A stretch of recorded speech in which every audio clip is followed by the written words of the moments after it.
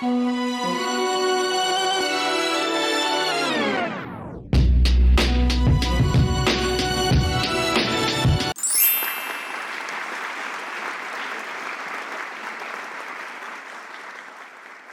everyone, this is Raina Carrillo with Purpose and Passion.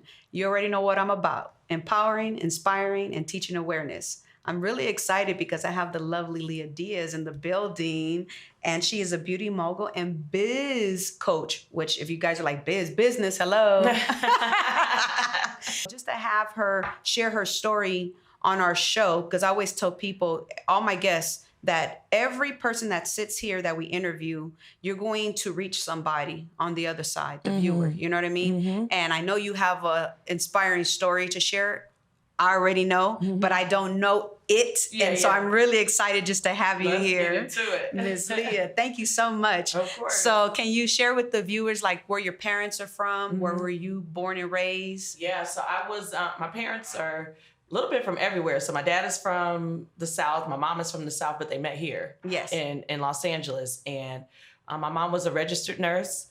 She worked at St. Francis Hospital. And my dad was going to see a brother or cousin. Somebody was in the hospital. He met my mom. Yes. And so my sisters and I, we grew up in Inglewood, born and raised. I was born at the old school Daniel Freeman Hospital. Yes, now it's gone. It's gone. Man. I know. But I was born at Daniel Freeman Hospital and born and raised in Inglewood. It's my city. I love it. Yeah. Love so what high school did you go to? So I went to school. I went to private school. I went to Crenshaw Christian Center. You've heard of Price High? Yes. Yeah. So I grew up in Inglewood, but we made the trip down Manchester every morning. We went to Price. Yeah. Yeah. Well, let me tell you something. My pastor, he was under that pastor Price. Who's your pastor? So his name is called, Pastor Melcius. And so he's been Pastor Mel. Got it. And he's such an amazing guy. Okay. You know, I'm born and raised Catholic, right? But a few years back, I got introduced to the Great I Am Faith Center on on Western and Century. And that's where his church is at. And I went, and he wasn't there, but his co-pastor was there, Pastor Petrina. Amazing. Blew me out the water. And I was telling Miss Petrina, like, you know, when you in a Catholic church, it's beautiful to look at, but I wasn't getting fed. I understand. I felt like kind of empty, so I was just going to church so I won't go to hell kind of mentality. Right. Fulfilling an obligation. Yes. Just religion, not the relationship with God. And so she was like, well, you need to come back because you need to meet Pastor Mel. And I'm like, okay, I'll come back next Sunday. Yeah. Girl, I never left. I'm still there. I love it. And it's beautiful, like just the relationship building with God and things of that nature. So when I hear you say that, you know, you were going to school and a church base, you know, it's a beautiful thing, because even though sometimes in life, I'm not saying you in general, but just like I'm, you know, just in general, especially including myself, it's like you can live in sin. But you have the foundation to know what's right from wrong, right? And then sometimes when you know you're doing wrong, there's pressure on you because that's that piece of that church. You know, always pulls you back. Man, yes. Always pulls you back. So I'm just like, wow. So that's a beautiful thing. Yeah. And so when you graduated from high school, what was the next step before your success? So I feel like my story is like this. Which is good. Roller coaster, girl. Roller coaster. So I graduated from high school. I went to junior college to play volleyball. Yes. Was doing well. And I was at Pierce College in Woodland Hills. And I got pregnant. Okay. End of my first year of college. I wasn't even finished with my first year of college. So I had to regroup everything. I had to come back home. I had to figure out how to be 19 and pregnant and have a baby, and just my life shifted when I had my daughter. She just turned 18 last week. So what a blessing. I know, right? But I think of like those moments, like it wasn't like, okay, I went to like college, graduated, and started this big successful business, and I became like a millionaire. That's not how that happened. So I had Kayla, and I had to figure out life, and I worked and went into children's services and realized that wasn't my passion. I kind of just like went to college to get a degree, to get a job, to take care of my kids. Yes. And I kept banging my head against the wall, really. Yeah. You know, you're doing a job you hate, you start to like not be good at it. Yeah, of and course. It starts to show, like not just in your work, but like how you show up in life. And I realized like I was not getting out of life what I wanted. And so I took a leave of absence from work. And I said, I'm going to build what I want to build. I gave myself like 3 months. I said, if you could make it work, then you don't have to go back. If you can't, you got to go back. So I took a leave of absence from work, and I started my websites, and it just took off from there. Wow. Yeah. So the website would be, because I know you have many businesses. So yeah. So I started with the hair website 1st. It doesn't even exist anymore, but that was my first business. Started with the hair website because I was scared to do like brick and mortar. Okay. And I started with a hair website, and I'm not gonna lie to you, my first like 2 months, I had 3 sales. And I was like, And I feel like 2 of those 3 sales was probably like my homegirl. Yeah. Like, they probably just felt bad for me. But the blessing is they came through though, because you know what? If I knew you at that time, I would have been your number one supporter. Right. So that's what I'm saying. Like, success is very relative in regards to like how I am now. Like, even now, I feel like there's things that I can just do better But yeah, I started the hair website. It wasn't doing well. But I was getting closer to that mark where I said I was going to have to go back to work if I didn't make this work. Yes. So when I tell you it was divine, I was driving down Melrose and I saw temporary space for leads. And I said, well, I spent all this money on hair, all this money on marketing. I said, let me see if I could rent this space. It was the summer. And see if I could make this work. So I rented a temporary space. I did it for 60 days. First month, horrible. I probably had 6 sales that month, right? Anyway, that 6 sales was better than the 3 sales, right? Yeah, but now I got rent, right? Because I'm on Melrose. Yes. So now I'm in the red. And so it really was like grit. It was like, okay, you don't want to go back to this job. You hate this job. Yes. You love what you're doing. You're just not like, you're missing something.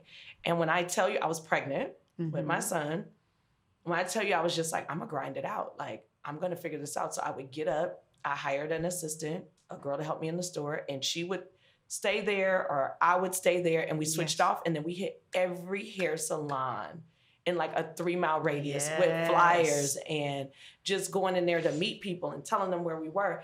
And that was the shift. Like, I got outside of my head and was just like, you know what, this is uncomfortable. Yes, but you got to do it. Yeah, to like meet people and to be walking the streets pregnant. But it was like, what are you going to do? You're going to go back to a job that you hate pregnant? Yeah. Are you going to figure out what you want to do? And then when I tell you, like, things just started happening. We were on Melrose, and then that's when Black China and Rob had their TV show, and the producers walked in and said, can we film here? And then that happened. Like, then, sure, you can. Yeah, absolutely. And it was like God met the hands of my work. Yes. It was like I was being very like bashful with my business. The minute I started like wearing Girl Cave LA shirts and going out to the streets and meeting people and doing farmers markets and all of that stuff, it's like the people started coming to me because I was going to them. Because you were marketing yourself. Yeah, but in a I call it the Barack Obama style marketing. Yes. We was grassroots. I went to every farmer's market you could find. I was at the Baldwin Hills Crenshaw Plaza. I was at any place that I could find that I could vend.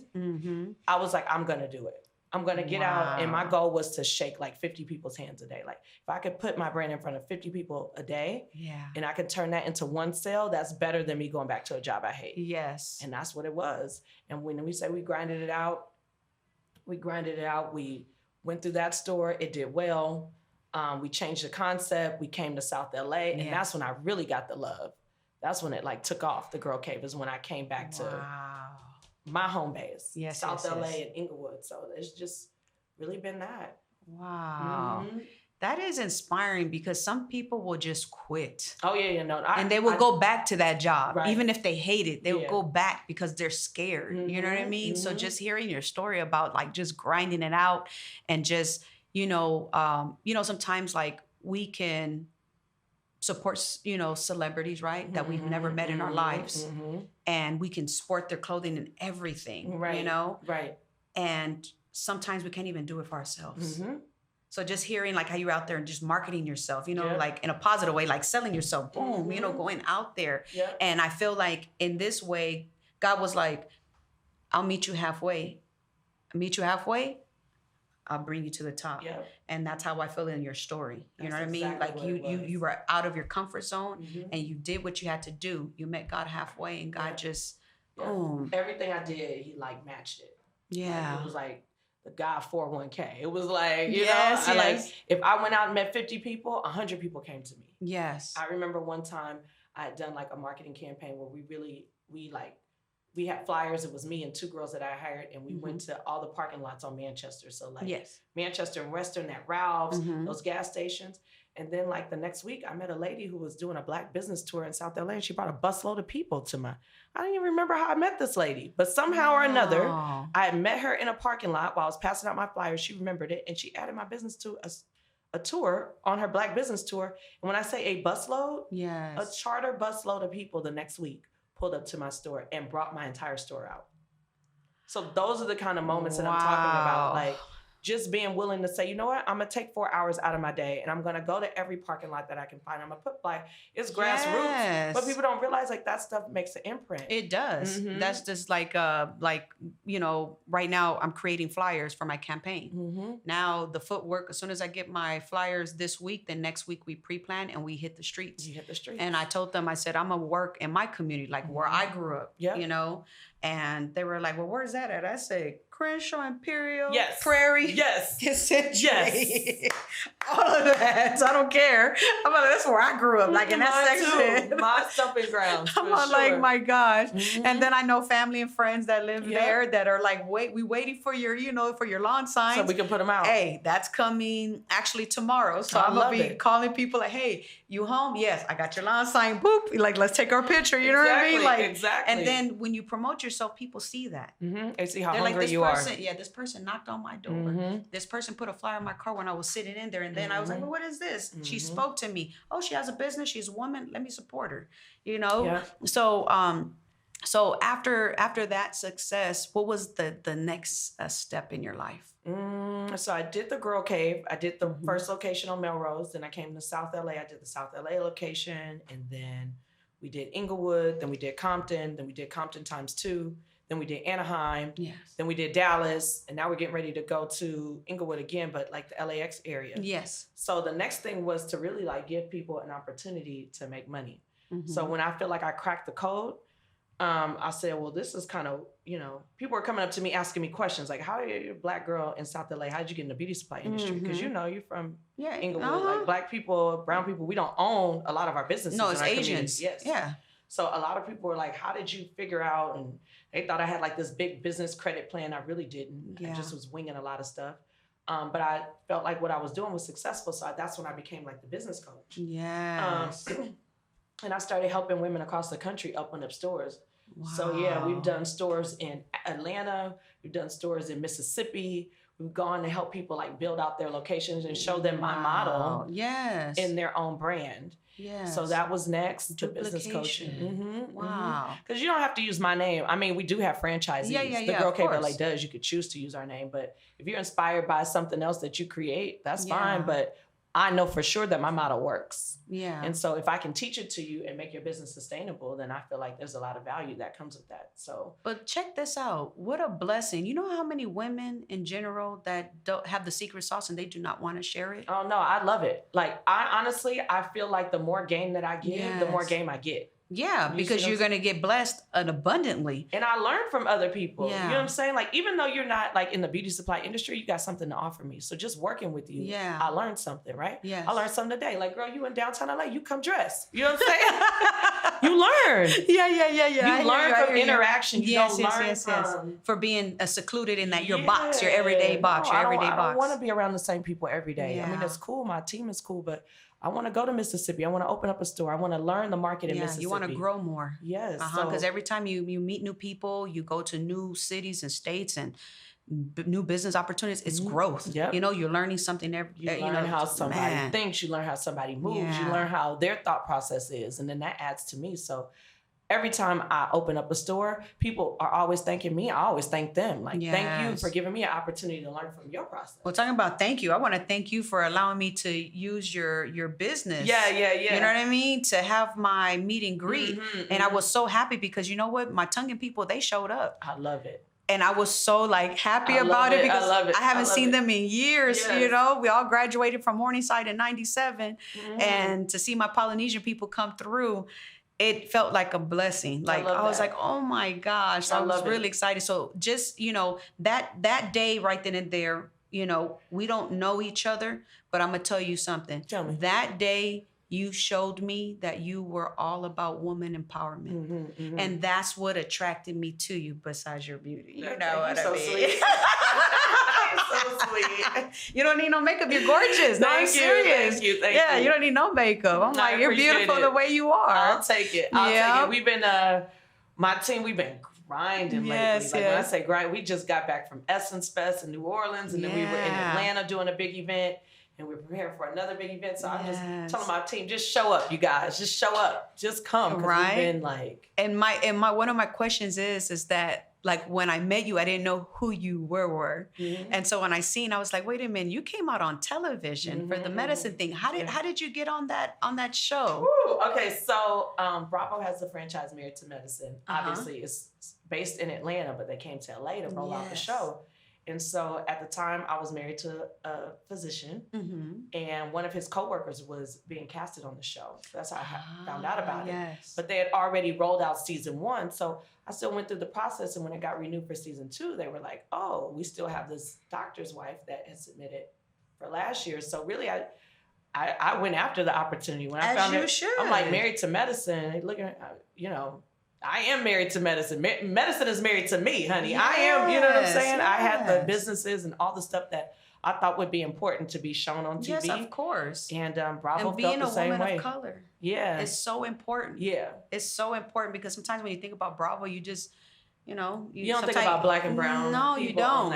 I was tripping. I was like, oh my God, I'm taking pictures with this lady, and this is her all this time. I had no idea. I had no idea. I try to be low key. Like, honestly, like, you wouldn't even know I was on TV unless you like knew me from the show. Because I don't walk around like with, no. You're very humble. Yeah. Very humble. That's why I said, like, after the fact, I'm looking at your social media. I was like, man, she's a successful businesswoman because I see the numbers and where you were going.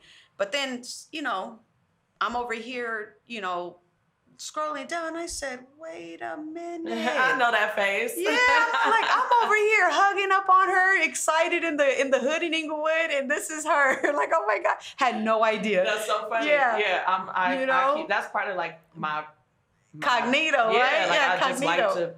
Just be you. Just be humble. Float under the radar. And that's a beautiful thing. That's a beautiful thing.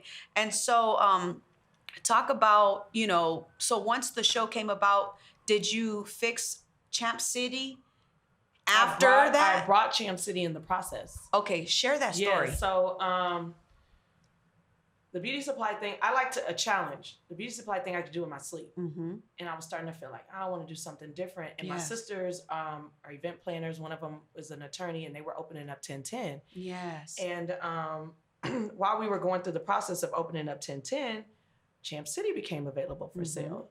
So my sisters and I were, you know how sisters do. We was butting heads at the moment. I said, let me take my money out and try it over here by myself. And in hindsight, I wish I would have stayed in with my sisters.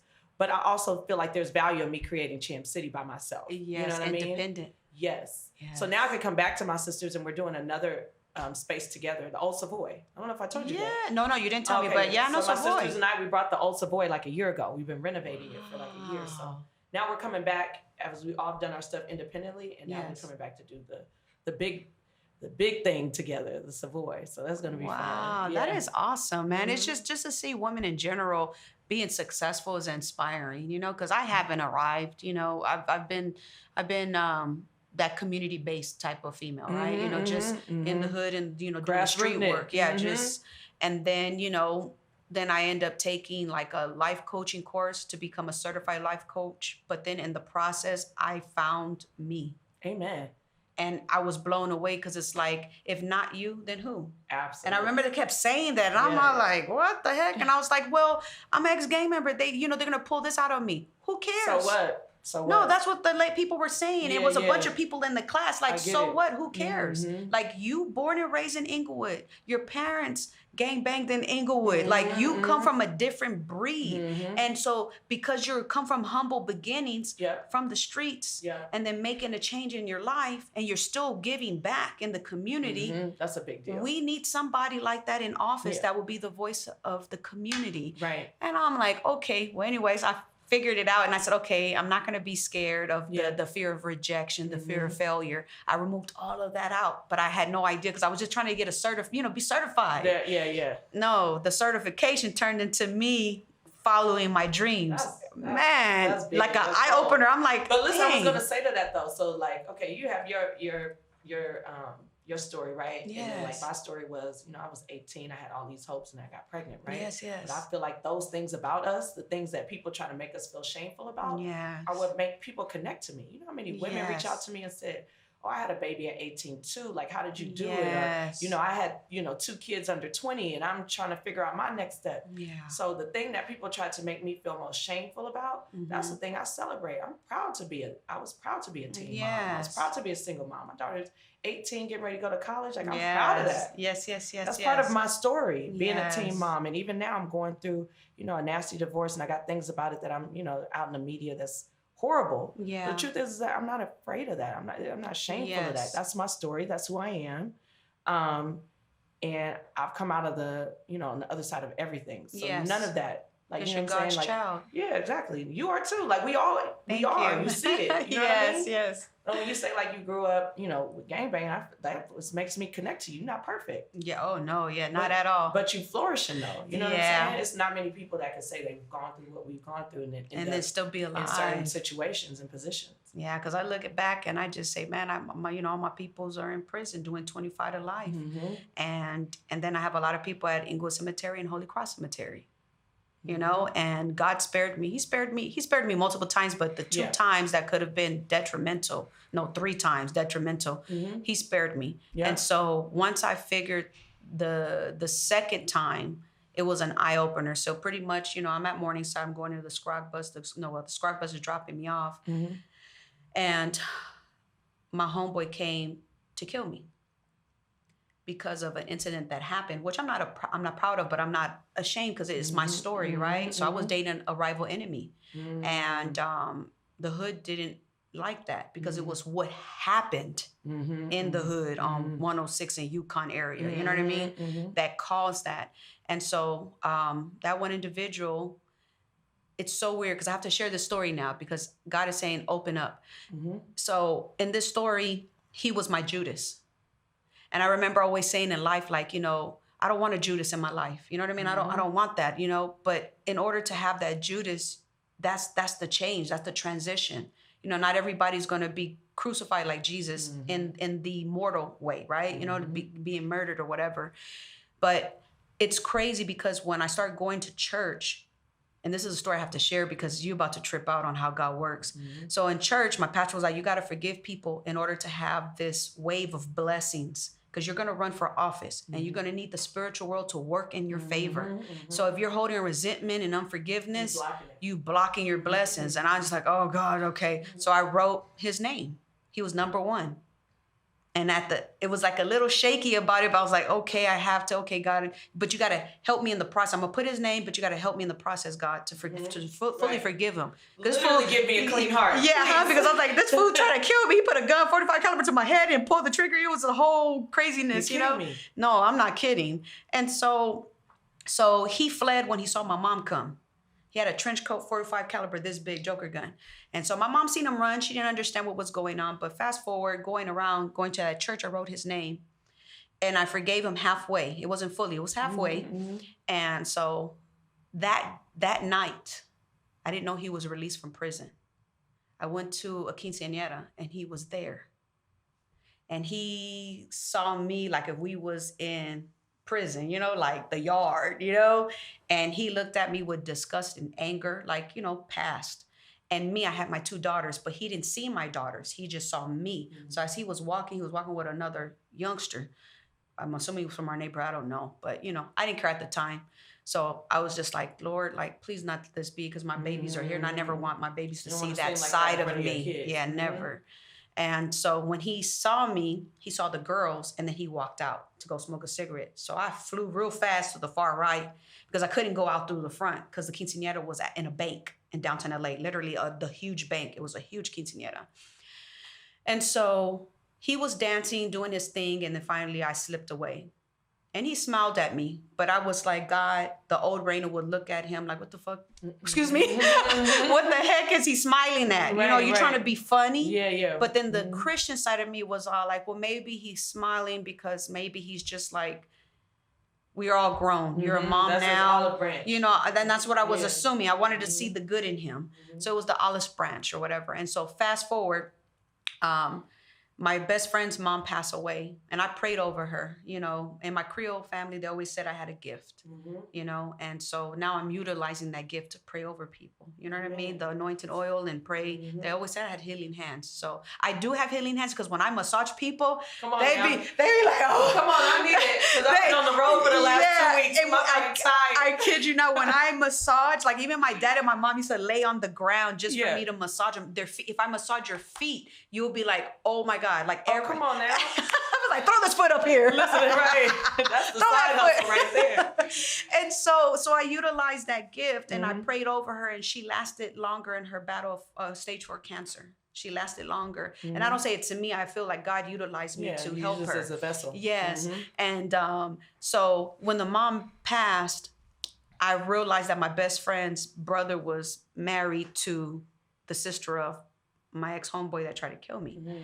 And so at the viewing, he didn't see me because we had masks on, but I saw him.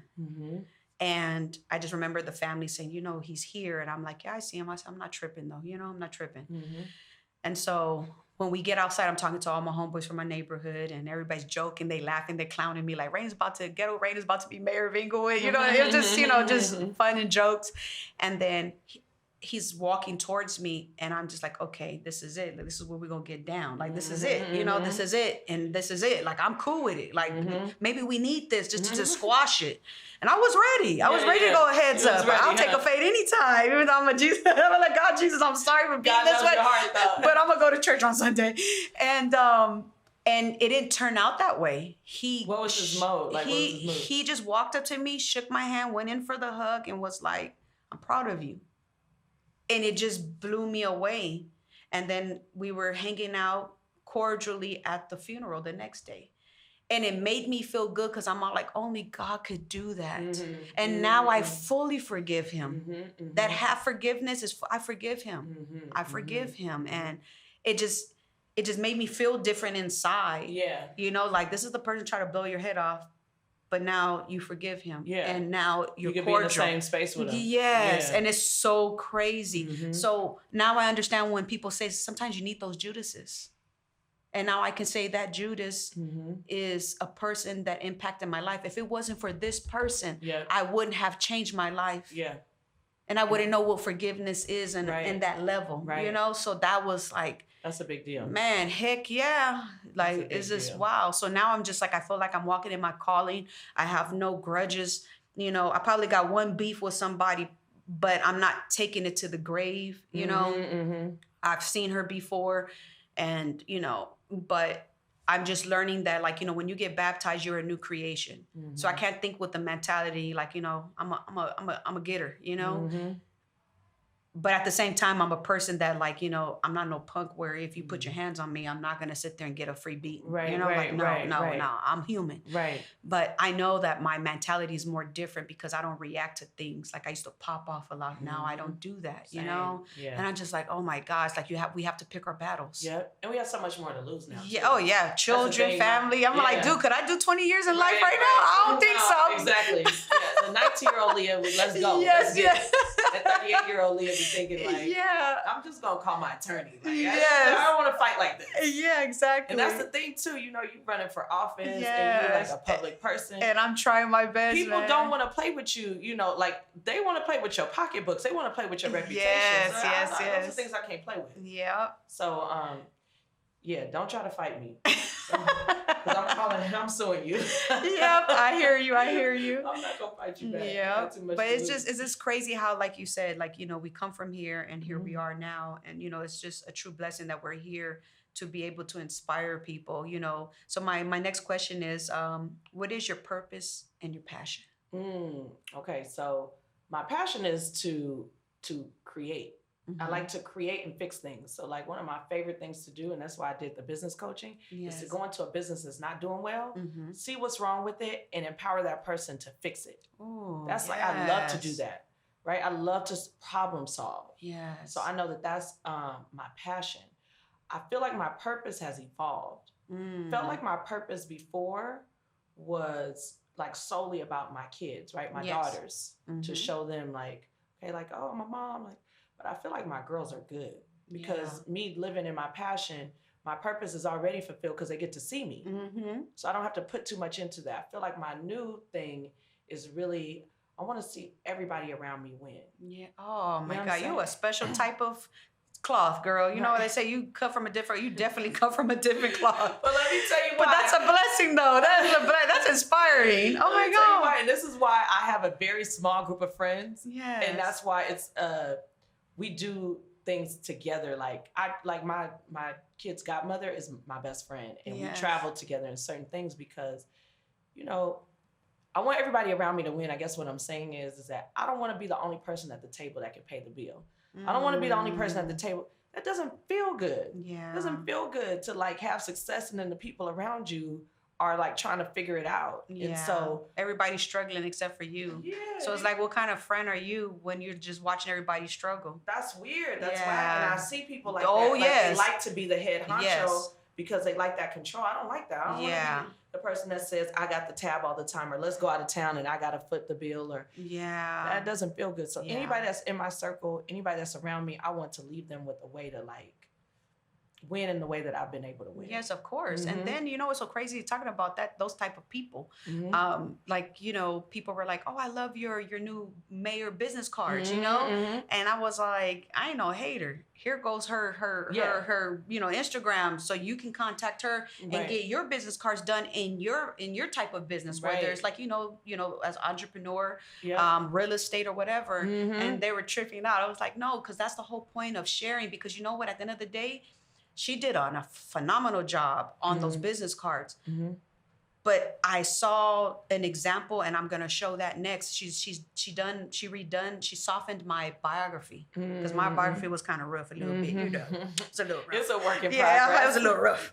And I was like, okay, Raina, you're running for mayor now. You're not a gang interventionist. So she kind of softened it up, and then the way she did the format, because now I'm able to use that for LA Times, for New York Times, because these big people need to know, like, they need to see that good. Hey, I'm a little, you know, I'm the David going against a Goliath, and this is my story. But it's the way the picture's in there and the way she hooked it up. I'm like, dang, that's a biography. I felt like a celebrity with that, you know, those templates. And so, in order to bless her for blessing me, I'm able to send her business. You know what I mean? And then the people that are coming to her, they're getting blessed with bomb business cards and biographies. Like, man. So I love the fact, you know, what sign are you? I'm a Leo. Oh, you're a strong one. Everybody says when I say, they're like, oh, I get it. What is it? I'm a loud talking. Is it July one? I'm August 17th. Okay, so you're different from the Julys. Yeah. Okay. I come in the room the first, hey, I'm that person. Yeah. That's why Champ City makes sense, right? Like, I'm the life of the party. Yes, you are. And then I get offended when I'm not. I'm like, because the Leos are like me. I highlight it. But at least you're honest. I love that about you. I know exactly who I am. I love it. I know who I am. Oh my gosh. So what are your next goals? You know, you're already successful. I seen you with Bow Wow at the event in Atlanta. That's my boy. I was like, so that's my new thing. So I brought Hype Hair Magazine last year. Hype Hair Magazine has been around for 30 years. I'm the third owner. So I took over that publication. So honestly, my goal is to mirror, I don't say copy, because I'm not going to copy. Yes. My goal is to mirror what other Black publications have done that are sustainable. Yes. So like, I have on my wall, I have Essence Magazine. Everybody knows Essence. Yes. Everybody knows Ebony, and I have Latina Magazine on my wall. Yeah. Those are the 3 publications that I'm pushing Hype Hair to be. Those are publications that speak to women and they have for like decades, right? Like, oh wow, I remember beautiful. seeing Essence magazines. Oh on my yeah, grandmother's strong man. tables and Remember the Jets? Yes. Yeah, the Jet magazine. I remember that little small one. Mm-hmm. And then the little monthly models. Oh my God. Jet Beauty is of the week. Yes. So yeah, I'm researching the publication. It's all digital. It's 30 years history, and so that's why you saw me in Atlanta with Bow Wow. I'm connecting with all the people I know. Every celebrity, every influencer that I know, I'm calling them. I'm getting them to talk about Hype Hair again because it's such an important publication. Yeah. It's 30-year history. So man, yeah, that is phenomenal. That's a big. That's a phenomenal. And I'm hoping, since you're already in that kind of industry, maybe you can revamp Latina Magazine because Latina Magazine don't exist no more. No, you're kidding me. No, they've been done because I reached out to try to because I came out in their article as a gang interventionist, and I wanted them to cover me now that I'm running for mayor. But are they digital? Or are they not in existence anymore at all? They're not, the magazine in general. Oh, stop. Yeah.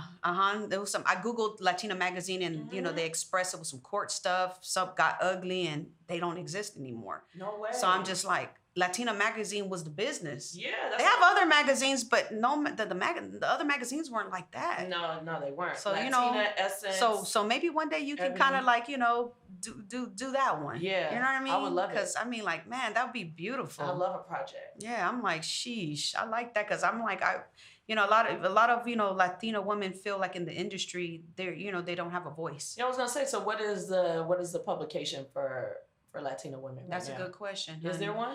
They have them, but I don't. What's the voice? Like, what's the what's the? Because I know, like, for Black women, it's Essence. Yeah, so it used to be Latina Magazine, so now it's not Latina. So I don't even know what it is. Yeah, because I see them on the little thing, but they don't grasp. They don't grasp my attention. Doesn't have the voice like Latina had. Yeah, Latina Magazine was like, I loved it. I know. And now it's just like, Where are they? Yeah, where are they? And I'm like, we need to revamp it. They need to create it some Latina or something. I don't know. Yeah. Even if it's not Latina Magazine, call it Latina something. I don't know. Bring it back. Yeah, bring it back. Whatever it is, we need it back. Yeah. And so now, man, so you're just purchasing businesses and stuff like that?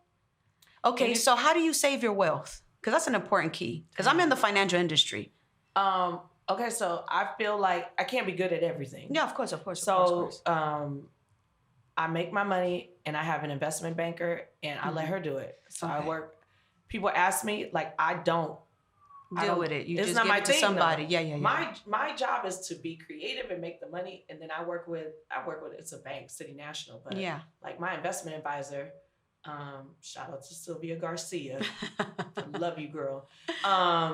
She like just molds me, like she guides me, like, okay, you should put more money here, you should move that, and she's the expert. Yeah. Of course. You find the expert and you just follow what they say. That's how I feel. Yeah. She's never led me astray. Okay, well, so that's a good thing. I invest a lot of my money, in banking, through the bank, but I also invest money into new business ventures, and Hype Hair was one of them. The proceeds from the Girl Cave in Champ City helped me be able to purchase Hype Hair magazine. Wow. So now everything that I get in, I'm putting back into Hype Hair because I want to grow that. Yes. You see these publications like Essence magazine sold for 9 figures. I'm not talking 7-figure deals anymore. Or 8 figures. 9 figures. And so in my mind, if I can take the next 5 years and build this brand to be on the same level of the Essence and the Ebony, then I can cash out at a 9-figure thing. If Essence can do it, I can too. Yes, you can. If Ebony can do it, I can too. Well, I want to be in your magazine. Well, come on, girl. We need some features. Let's go. I'll be proud of my Creole roots. Come on. Well, so that's the thing. Part of what I'm doing at Hype Hair, right? Yeah. So Black is important, but also inclusivity is most important in my mind. Yes. And so we've expanded. We're not just doing hair. It's all things beauty. Our focus is hair. But we're also including stories about skincare. We're also including stories about business owners because I am a business owner. And so the publication has to reflect my leadership team. Yeah. And just doing a lot of cute content about hair, that's not really who I am. Yeah. I like hair. Yes, of course. course. What I do, but I also like, exchange. I also like business. I also like skincare. I also like nail care, Oh yeah, your nails are on point. Yeah. Mine's looking like I chewed them up. I did kind of. Me, I always got something pink on. So yeah, I love it. No, I was looking at them like, dang, they beautiful. I had the little other ones. I forgot what it's called. It was freaking gel nails. And then I'm a mom of 5. So why don't you try what do you call them? Oh my God, now press-ons. I try, but they come off because I'm always washing always dishes, moving and you know, I have 4-year-old twins, so I'm always bathing them. I did not know you had twins. Oh, let me tell you. So I have 5 kids total, but 3 pregnancies. Okay, so my first twins, they're 11, a boy and a girl. Girl, you did not have 2 sets of twins. Yes, and then my daughter is 9 years old, Giselle, and then my last twins. Got to tie my tubes after that. My last twins are 4, Franco and Luciano. So you tied your tubes after the last twins. Oh, okay, you done. Yeah, because I know for a fact I would come with the next step would be triplets. Because in Louisiana and Texas, we have family in that situation. And I ain't got 3 boobs and 3 hands. I've never met anyone that has had 2 sets of twins. Well, now you met me. That's crazy. Yeah, crazy, right? Yeah, so I'm a mother of 5. Natural. All natural. Yeah, I ain't got no money like that. I ain't got no money like that. I'm trying to be like you. Shoot. You know, mayor don't work out. About to go find me a business to go get some hair and all that stuff. I heard it. Just sling it. Okay. I sure will. Mm-hmm. Oh my gosh. Yes, but I'm really excited that you were here. Thank you for just sharing your truth and being very transparent. I love that about you. Always. Is there anything you want to share with the viewers? You know, words of inspiration on purpose and passion? Oh, I don't know. There's a lot I can share, but I guess, I mean, the main thing is that you gotta, the same gusto you kind of use to like stay in your routine. Like I was staying in I was working hard to stay in my routine. Yes. Hard to go to that job 10 hours a day. Hard to pay that mortgage. That same gusto you have to like stay in the rat race. Yeah. Like explore having that same gusto for yourself.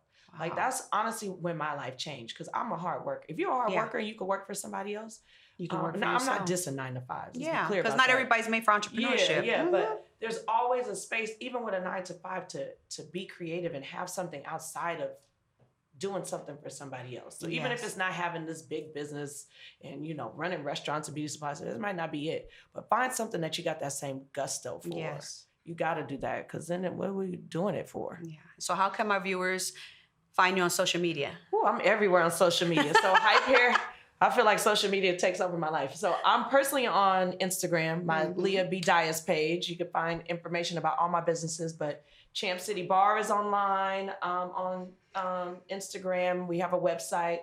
Hype Hair Magazine is booming right now after this Bow Wow cover. So you can find us on Instagram and at hypehairmag.com. Well, it's hypehair.com. Our Instagram is hypehairmag. And you know what? Before I end the show, what? Because you're about to laugh. I said Lia Dias because my Mexican side, I was like Diaz, and you're like Diaz, and I'm like, sorry. Okay, so that's the whole story in itself. It's all right because you already stamped. You Mexican now. Yeah. Well, this is Raina Carrillo on Purpose and Passion signing out. Have a blessed day. Glutathione is a big word. It's the body's own master antioxidant. It's a scavenger for free radical, bacteria, and viruses. There are no products in the market with the ingredient Nasset. Nasset increases the production of glutathione that's in our body already to strengthen and enhance our immune system, elevate sense of well-being, support muscle strength and endurance, cognitive function, and liver support. It helps with increased energy and blood sugar regulation. Get your bottle of GSH Plus from www.salvationnutra.com.